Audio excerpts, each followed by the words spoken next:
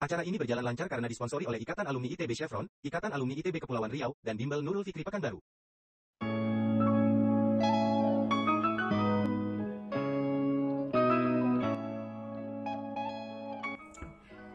Selamat siang teman-teman semua. Sebelumnya kenalin dulu, aku Josephani dari Biologi 2018, sekarang salah satu mahasiswa asal Riau yang sedang menempuh program pendidikan sarjana di Institut Teknologi Bandung.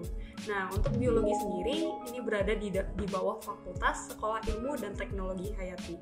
Nah, untuk Sekolah Ilmu dan Teknologi Hayati sendiri ini ada di 2 lokasi. Nah, mungkin teman-teman sebagian udah ada yang tahu kalau misalnya ITB itu ada di 3 lokasi yang berbeda. Nah, kalau SITH sendiri dia ada di 2 lokasi ini, yaitu yang pertama ada di Ganesha dan yang kedua ada di Jatinangor. Beda dengan fakultas-fakultas lain yang mungkin bedanya tuh hanya di jurusannya.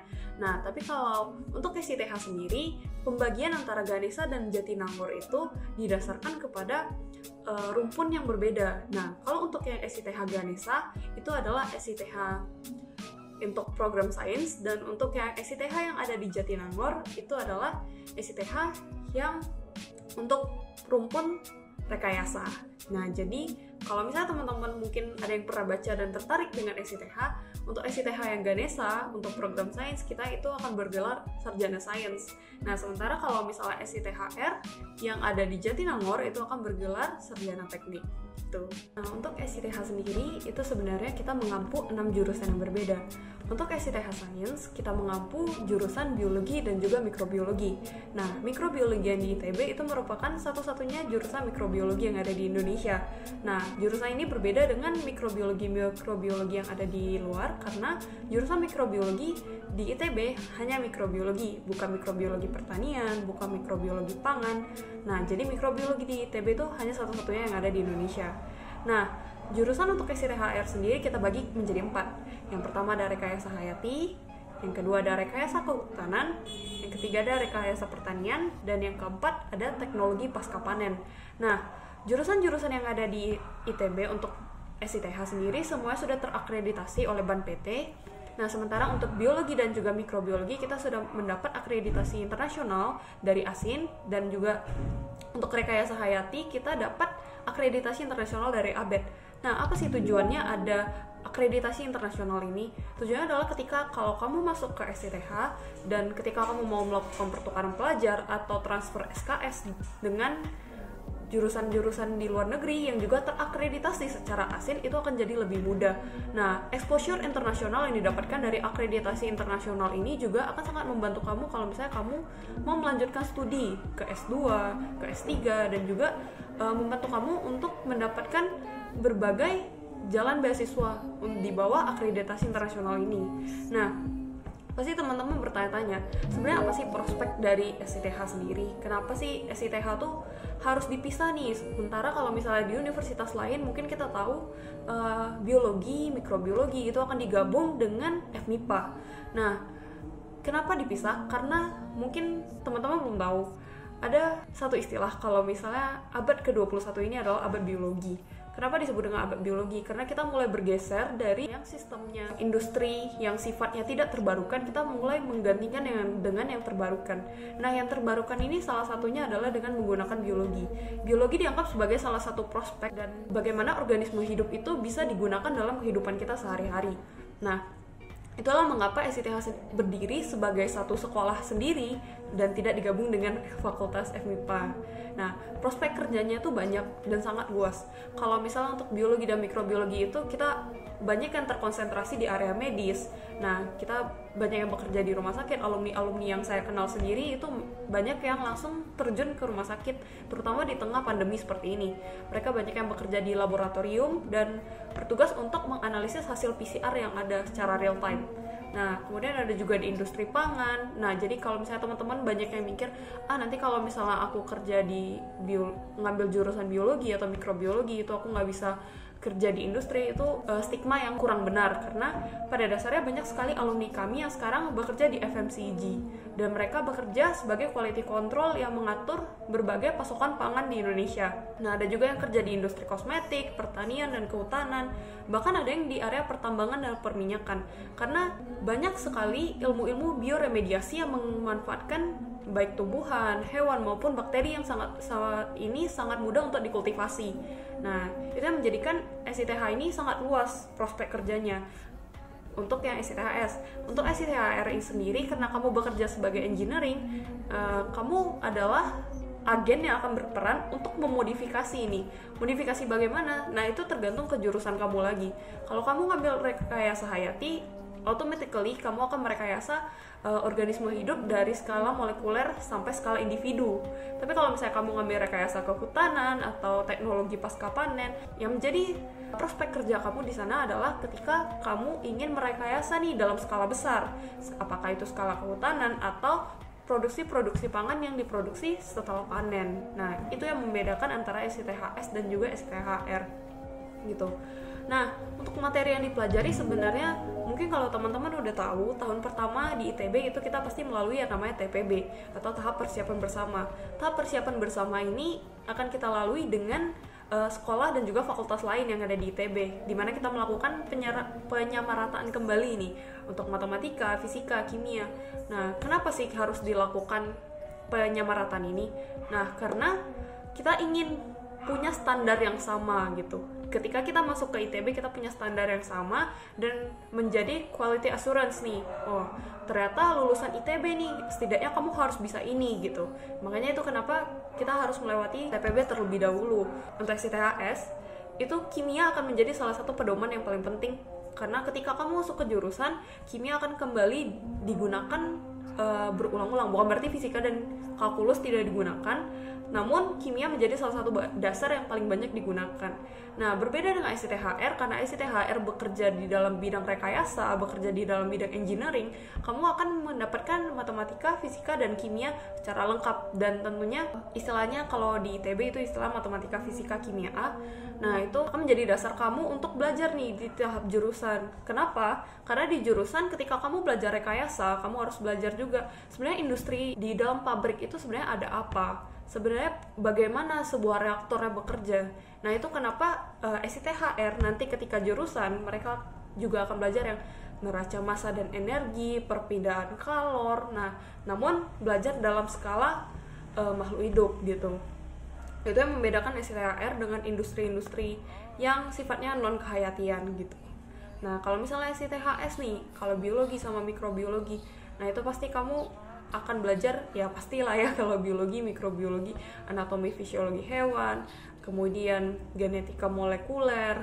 Dan ini salah satu keunggulan di ITB, karena di ITB sendiri salah satu penelitian kita itu sangat banyak berfokus di bidang molekuler. Nah, bidang molekuler sendiri itu belum banyak ada di Indonesia. Nah, jadi itu salah satu keunggulan di SITH ITB. Kalau ditanya ya alasan masuk fakultas nih. Nah, kalau misalnya alasan pribadi dan alasan teman-teman itu pasti beragam. Tapi kalau misalnya salah satu adik kelas saya itu mengikuti jejak saya untuk masuk ke sini karena mikrobiologi. Adik kelas saya kebetulan itu mikrobiologi, mikrobiologi itu satu-satunya cuma ada di ITB. Nah, jadi itu kembali lagi menjadi alasan yang cukup baik ya, karena ketika kita ingin mendapatkan ilmunya dan cuma ada di ITB, jadi kita mengejarnya ke ITB. Nah, apa sih aktivitas khusus yang ada di fakultas? Beda dengan fakultas-fakultas lain yang banyak praktikum di laboratorium. Untuk SITH, tidak terlepas dari SITHS dan juga SITHR, fakultas ini menyediakan banyak sekali yang namanya kuliah lapangan. Apa itu kuliah lapangan? Adalah ketika kita sebagai mahasiswa itu terjun langsung ke lapangan. Contohnya kita bisa langsung masuk ke hutan atau ngambil sampel di danau. Nah, tujuannya apa? Karena ketika kita bekerja dengan makhluk hidup, kita ingin langsung melihat nih relung-relung ekologi yang terjadi itu seperti apa. Kita pengen lihat sebenarnya kejadian aslinya di dunia nyata itu seperti apa. Kita nggak bisa cuma belajar yang di laboratorium, belajar cuma data-data dummy, karena SITH sendiri percaya kalau misalnya kita ingin menjadi seorang saintis, seorang engineer yang baik, kita tuh harus bisa ngambil data juga di lapangan. Kemudian ada juga yang namanya kalau misalnya di SITHS itu ada kita namanya penelitian kecil. Penelitian kecil itu semacam skripsi mini yang dirancang untuk tiap semester. Jadi kita tuh berada di dalam satu kelompok-kelompok dan kita melakukan penelitian terhadap tema-tema tertentu yang sudah ditentukan sebelumnya, dan kita melakukan sidang. Nah, sidangnya nih kalau misalnya kata kakak-kakak kelas itu, dan ketika yang saya alami itu seperti sidang skripsi, cuma dilakukan dalam bentuk kelompok. Nah, hitung-hitung kamu latihan kalau misalnya kamu mau nanti skripsian. Apa sih kalau misalnya tips menyesuaikan diri masuk fakultas? Tips menyesuaikan diri masuk fakultas itu yang pertama, pastinya kamu harus punya lingkungan yang positif. Mungkin kita sebagai anak daerah ya, anak-anak Riau itu masih sulit kadang-kadang kita berbaur dengan teman-teman yang dari luar. Nah, mostly dari Jawa itu gaya bahasanya beda, kemudian logatnya beda, gaya bicaranya beda. Nah, tapi kamu di tengah keberagaman yang seperti itu, kamu harus bisa nih nentuin lingkungan positif seperti apa. Bukan cuma positif dalam hal kamu bisa main sama mereka, tapi juga positif dalam artian kamu bisa belajar sama mereka.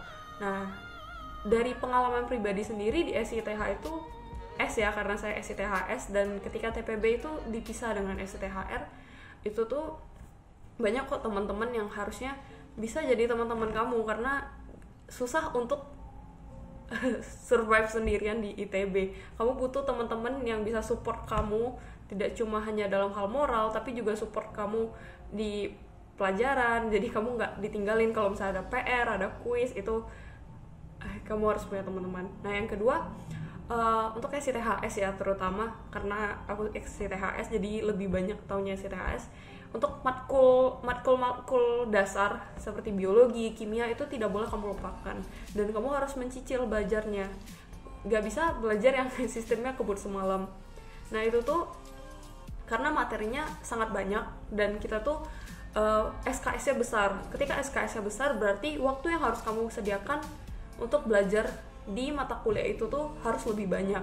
Nah, makanya harus selalu bisa mengatur nih, oh ini SKS-nya besar, berarti saya harus belajar di sana gitu.